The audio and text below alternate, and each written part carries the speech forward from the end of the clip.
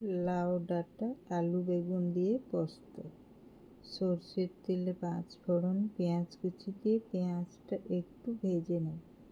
এরপর আলু বেগুন লাউ শাক লাউ ডাঁটা দিয়ে নেড়েচেড়ে ঢাকা দিয়ে দেব।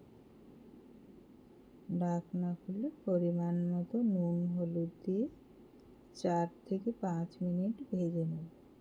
এরপর কাঁচা লঙ্কা পোস্ত বাটা দিয়ে একটু কষিয়ে নেব। কিছুক্ষণ কষিয়ে তার মধ্যে দিয়ে দেব 2 কাপ মতো জল। জল দিয়ে নেড়েচেড়ে মিশিয়ে ঢাকা দিয়ে আলু বেগুন লাউ শাক ডাঁটাটা সিদ্ধ করে নেব।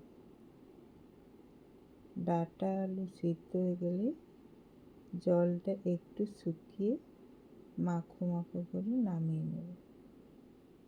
তাহলেই রেডি হয়ে গেল লাউ শাক ডাঁটা আলু বেগুন দিয়ে পোস্ত।